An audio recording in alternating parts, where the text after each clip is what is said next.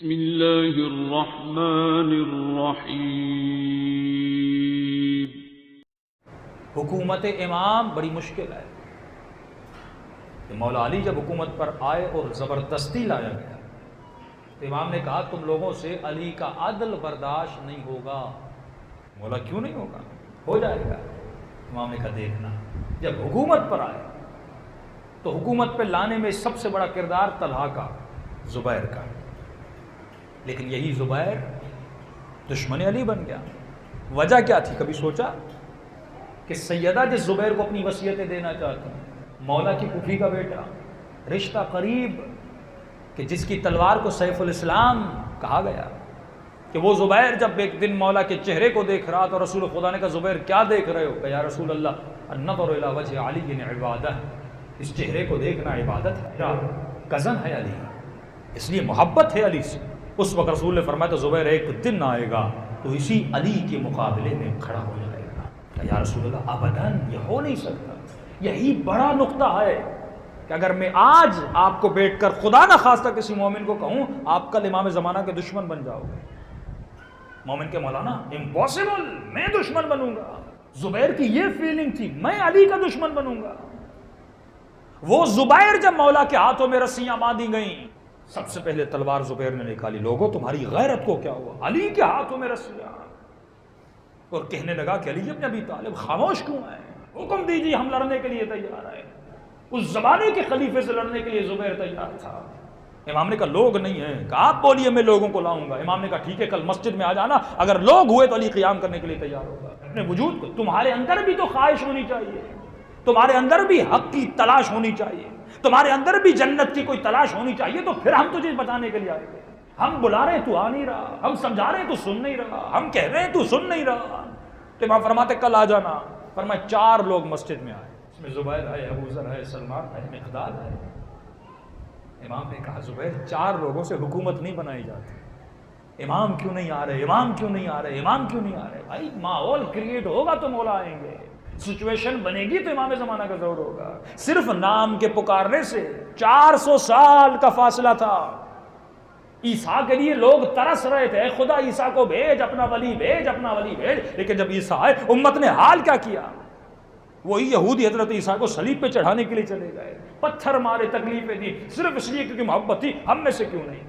صرف اس لیے کیونکہ اس نے سود کو حرام قرار دیا، صرف اس لیے کہ وہ نبی عدالت کو قائم کرنے کے لوگوں نے ایکسیپٹ نہیں کیا۔ تو وہی امام علی حکومت پر آتے، امام فرماتے اگر اس کا بیٹا نہ ہوتا تو زبیر ایسا نہ بنتا۔ تاریخ عرب پڑھیے، وہ زبیر جب اسلام آیا تو پہننے کے لیے ایک کپڑا تھا، لیکن جب مولا حکومت پر آتے ہیں تو مصر میں زبیر کا گھر، مدینے میں زبیر کا گھر، شام میں زبیر کا گھر، تقریباً بتاتے ہیں کہ اس زمانے میں لاکھوں سے زیادہ سونے کے سکے زبیر کے گھر میں۔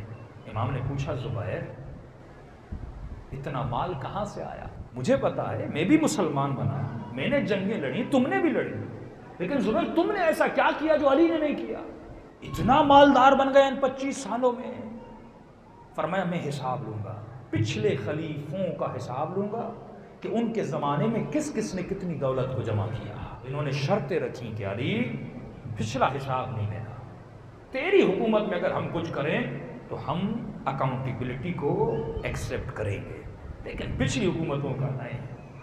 دوسری شرط یہ رکھی علی عثمان کے قاتلوں کو ڈھونڈو گے۔ امام نے کہا کہ وہ امام کیسا جو پچھلا حساب نہ لے اور آج کا لے؟ میں نے تو پہلے ہی دن سے کہا تھا علی وہ ہے جو عدالت نبی کو قائم کرے گا۔ کہ نہیں، اگر یہ کرو گے تو جنگ لڑیں گے، کہ اگر عثمان کے قاتل مجھے مل گئے تو بدلہ میں ہی لوں گا، تمہارے حوالے کیوں کروں، میں حاکم ہوں۔ کہ اگر علی ایسا ہے تو ہم جنگ قائم کریں گے۔ امام فرمایا میں کسی جنگ سے نہیں لڑتا، میں کسی جنگ سے نہیں ڈرتا، علی آیا ہی اسی لیے کہ نظام الہی کو قائم کرے، پھر جنگ جمل بنتی ہے۔ پھر یہی زبیر اس کے مقابلے میں کھڑے ہوتے ہیں، اور جب لوگ کہتے ہیں، اور سب سے پہلے علی ابن ابی طالب میدان میں آتے ہیں، لیکن لباس رزم اور لباس جنگ کو پہن کر نہیں آئے، تلوار کو نیام سے نکال کر نہیں آئے، وہیں میدان سے آواز دی یا ابا عبداللہ، اے ابا عبداللہ، قریب علی کے، زبیر کا لقب تھا۔ ایک مرتبہ پیچھے سے آواز آئی زبیر تیری خیر نہیں، کیونکہ علی نے تجھے جنگ کے لیے بلایا ہے۔ زبیر کہتا ہے میں علی کے مزاج کو جانتا ہوں، اگر لڑنا ہوتا تو تلوار نیام سے نکالی ہوتی اور لباس سے جنگ اور رزم پہنا ہوتا، لیکن علی نے نہیں پہنا۔ علی نے مجھے لقب سے بلایا، اس کا مطلب علی میرا احترام کرتے ہیں اور احترام کر کے مجھے بلایا ہے، یقیناً مجھ سے کچھ کہنا چاہتے ہیں۔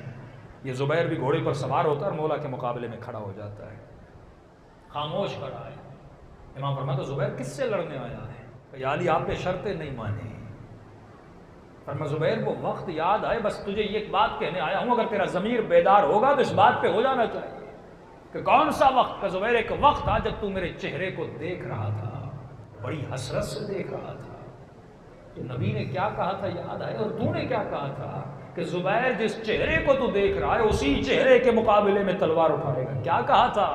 امپاسبل یا رسول اللہ، یہ ہو ہی نہیں سکتا کہ میں علی کے مقابلے میں آ جاؤں۔ جس طرح ہم سوچتے ہیں ہو ہی نہیں سکتا کہ مومن زنا کرے، ہو ہی نہیں سکتا کہ مومن شراب پیے، ہو ہی نہیں سکتا کہ مومن گناہ میں پڑے، ہو ہی نہیں سکتا کہ مومن نشے میں پڑے، ہو ہی نہیں سکتا کہ میں علی والا ہوں رشوت لوں، لیکن جب وقت آتا ہے یہی مومن پھسل جاتا ہے، جب وقت آتا ہے یہی گناہ میں پڑ جاتا ہے۔ انہی چیزوں کو شیطان مزین کرتا ہے۔ جیسے امام نے کہا زبیر نے سر کو جھکایا اور واپس گیا۔ اب یہاں پہ ایک درس ہے، تاریخ کا واقعہ نہیں، ہمیں سیکھنا ہے کہ کیوں زبیر جہنمی بنا جبکہ علی سے لڑا بھی نہیں، مولا کے خلاف ابھی تلوار بھی نہیں اٹھائی، امام کے بدن پہ ایک زخم بھی نہیں دیا، لیکن پھر بھی جہنمی بنا۔ کہ فرماتے ہیں واپس گیا اور تلوار کو نیام میں ڈالا کہ میں نہیں لڑوں گا۔ بیٹے نے تانے دیے، بابا ڈر گئے، علی سے ڈر گئے، علی سے نہیں ڈرا، نبی کا فرمان یاد آ گیا، لشکر کو چھوڑا اور چلا گیا۔ جیسے لشکر کو چھوڑا ایک ملعون نے علی کے لشکر سے اس کا پیچھا کیا، جو بعد میں خارجی بنا اور مولا نے اس کو وہاں پہ قتل کیا۔ پیچھے گیا لالچ میں اور جا کر پیچھے سے زبیر کا سر قلم کیا۔ بعض روایتوں میں تلوار لے کر آیا، بعض میں زبیر کا سر لے کر آیا اور خیمے علی پہ کھڑا ہو گیا، یا علی جائزہ مجدہ دو مجھے، ہدیہ دو مجھے۔ کس چیز کا جائزہ؟ اس نے زبیر کا سر اور تلوار علی کے سامنے رکھی۔ اس وقت امام کا مشہور جملہ فرمایا مارنے والا اور مرنے والا دونوں جہنمی۔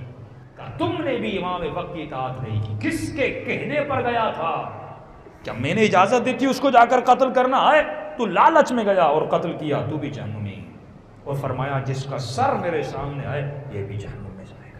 کیوں یا علی یہ تو آپ سے لڑا نہیں۔ فرمایا صرف حق کو حق کہنا کافی نہیں ہے، حق کا ساتھ دینا بھی کافی ہے۔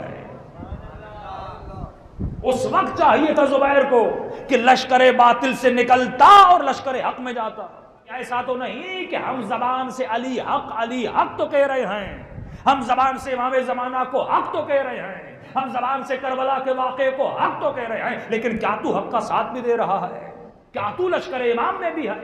کیا تو کہہ سکتا ہے کہ آئی ایم پریکٹسنگ مسلم، میں واقعاً اسلام کو پریکٹس کر رہا ہوں، میں واقعاً شیعت کو پریکٹس کر رہا ہوں، واقعاً میرے وجود میں وہ جلوہ علی وہ جلوہ کربلا نظر آتا ہے؟ اگر تو پریکٹسنگ ہے تو اس کا مطلب تو حق کو حق بھی مان رہا ہے اور حق کا ساتھ بھی دے رہا ہے۔ صرف حق کا نعرہ بلند کرنا کافی نہیں، یا علی کہو اور علی کے ساتھ رہو بھی، علی جیسی زندگی بھی گزارو۔ صلوات پڑھیں محمد وعلیہ۔